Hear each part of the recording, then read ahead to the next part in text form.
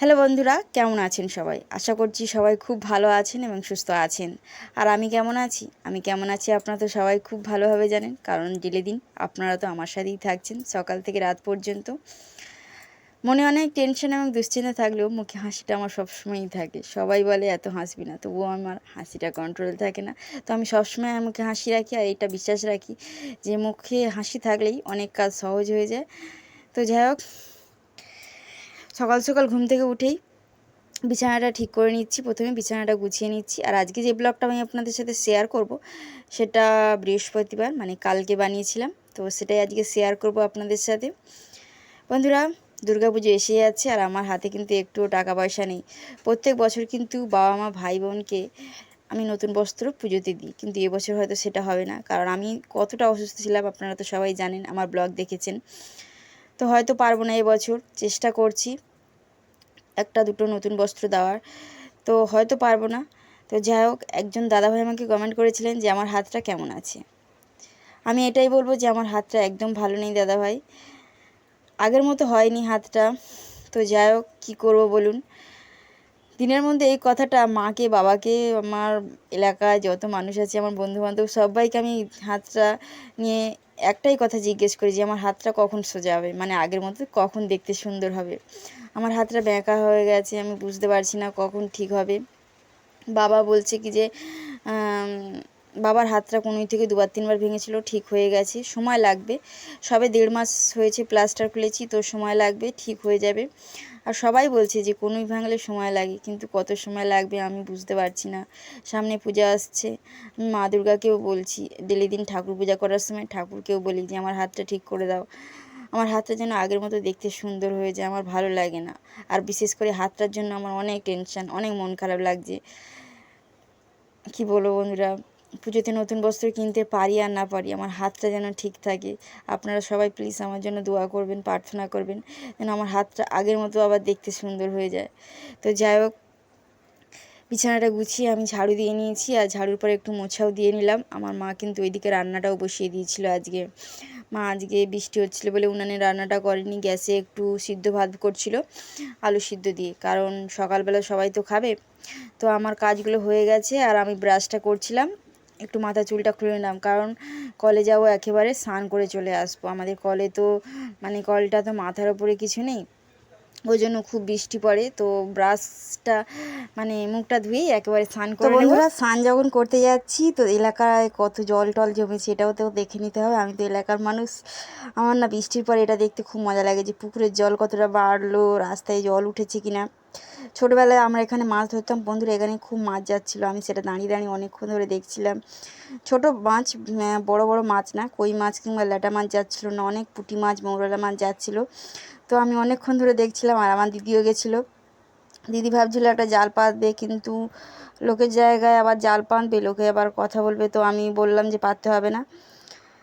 এখানে আবার ঘুনি পাতা আছে, কারা ঘুনি পেতেছে। যাই হোক, মাছ উঠবে মনে হচ্ছে, খুব বর্ষা হয়েছে, কত জল হয়ে গেছে, খুব মজা হয় আমার। আমার তো মাছ ধরতে খুব ভালো লাগে বন্ধুরা, কার কার মাছ ধরতে ভালো লাগে অবশ্যই কমেন্ট করে জানাবেন। আমি কিন্তু মাছ খেতে পারি না, কিন্তু আমার মাছ ধরতে খুব ভালো লাগে। তো যাই হোক, এসে স্নান করে ঠাকুরটা পূজা করে নিলাম। আজকে যেহেতু বৃহস্পতিবার ছিল, একটু সময় লাগে পূজা করতে, আমের পল্লব তুলতে হবে, তো অনেক কাজ থাকে ঠাকুর ঘরের। তো পূজা করে নিয়ে কাজে বেরিয়েছিলাম, কাজটা হলো না আবারও আজকে, কারণ কি বলবো, যেখানে কাজ করতে যাব তার ভাগনা মারা গেছে, তার একমাত্র ভাগনা, ওই জন্য কাজটা হয়নি। চলে এসেছি, বৃষ্টিতে ভিজে ভিজে এসেছি। তো এসে দেখলাম দিদি বরবটি আলু কাটছে, বাবা সবজি এনে দিয়েছে, দিদি বরবটি আলু রান্নাটা করছিল। তো যাই হোক, আমি একটু ড্রেসটা চেঞ্জ করে মাথাটা মুছে আবার দেখতে বেরিয়ে পড়লাম যে কতটা জল বেড়েছে, কারণ বৃষ্টি তো কন্টিনিউয়াসলি হচ্ছিল। আর আমার পাশে যে কাকুটা গেঞ্জি পরছিল, উনি না কানে কালা, আবার চোখেও ভালো দেখতে পায় না। তো যখন আমার হাত ভেঙে গেছিলো, ওকে যে কতবার রাস্তায় ধাক্কা দিয়েছে, উনি তো দিনে দুপুরে লোককে ধাক্কা দিয়ে দেবে। কি বলবো বন্ধুরা, মাছ আমি খেতে ভালো না বাসলেও আমার কিন্তু ধরতে খুব ভালো লাগে। কিন্তু এটা তো আমাদের জায়গা নয়, এক্ষুনি মশারি পাতলে কিংবা কিছু দিলে লোকে আবার বলবে, কিংবা আমি বাড়ি চলে যাওয়ার সাথে সাথে ওদের তুলে ফেলে দেবে, আমার মন খারাপ হয়ে যাবে। তো ওই জন্য আমি কিছু পাতলাম না। আর ছোটো বড়ো যদি কথা শোনায়, বড় হয়ে গেছি, খুব খারাপ লাগবে, তো আমি পাতিনি। আমি শুধু দেখছিলাম মাছগুলো কী সুন্দর খেলা করছিল, ক্যামেরা বন্দি কিন্তু করতে পারলাম না। এত ছোট মাছ তো, অনেক মৌরলা মাছ, অনেক পুঁটি মাছ লাফাচ্ছিল, প্রচুর মজা হচ্ছিল। কই মাছ কিংবা ল্যাটা মাছ হলে তবু যেন আমি ধরতে পারতাম। তো যাই হোক, চলো বন্ধুরা বাড়ি চলে যাই, গিয়ে দেখি দিদি কী রান্না করছে। মা তো সকালে সিদ্ধ ভাত করেছিল, খেয়েছিলাম, খুব খিদে পাচ্ছে বন্ধুরা, খেয়ে নিই, দুপুরের লাঞ্চটা করেই নিই। তো সন্ধ্যার খাবার খেয়েছিলাম, মা মুড়ি এনেছিল, মুড়ি তরকারি খেয়েছিলাম। আর রাতের রান্না দিদি ওবেলা অনেক রান্না করেছিল, কারণ আমাদের তো বর্ষাকাল হলেই গ্যাসে রান্না করে কিংবা উনানে রান্না করে অনেক জল পড়ে, জলে ভেসে যায়, তো অনেক কষ্ট করে রান্না করতে হয়। আর গ্যাসে তবু মানে দাঁড়িয়ে রান্না করা যায়, উনানের মধ্যে তো জল ঢুকে যায়, জ্বলতে চায় না। তো যাই হোক, খুব কষ্ট করে রান্না করতে হয়, ওই জন্য দিদি একবেলায় অনেক আইটেম রান্না করেছিল।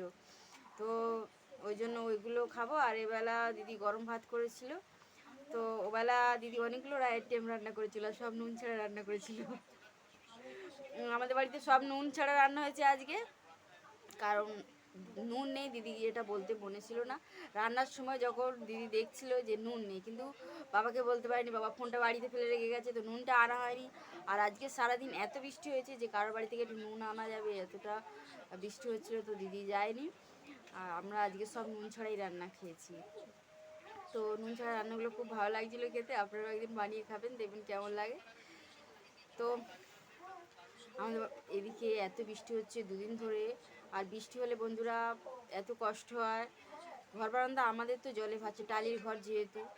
এবছর তো মোবাইলটাই খারাপ হয়ে গেছিলো জল পড়ে, উপর থেকে জল পড়েছিল।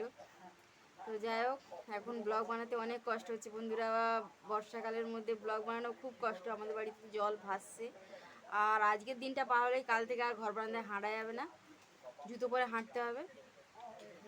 তো যাই হোক, আজকের ব্লগটা আমি এই পর্যন্ত রাখছি, আশা করছি ব্লগটা ভালো লেগেছে। আরেকটা কথা বন্ধুরা, আজকে আমি ব্লগটা অনেকক্ষণ স্টার্ট করেছিলাম, কিন্তু ব্লগটা স্টার্ট করার সময় ভিডিওটা অন করিনি। তো মাঝে মাঝে এটাও আমার সাথে হচ্ছে। তো আপনাদের সাথেও কি এরকম হয় যে অনেকক্ষণ স্টার্ট করেছি ভিডিও, কিন্তু ভিডিও হচ্ছে না? আমার সাথে মাঝে মাঝে হয়। আমি অনেক সময় ফোনটা চার্জে দিয়েও সুইচটা অন করি না। তো যাই হোক, এটাও শেয়ার করে নিলাম। আর আজকের ব্লগটা এই পর্যন্তই রাখছি। যদি ভালো লাগে প্লিজ লাইক করবেন, শেয়ার করবেন এবং সাবস্ক্রাইব করে আমার পাশে থাকবেন। তো বন্ধুরা সবাইকে গুড নাইট, দেখা হচ্ছে নেক্সট ব্লগে, টাটা সবাইকে।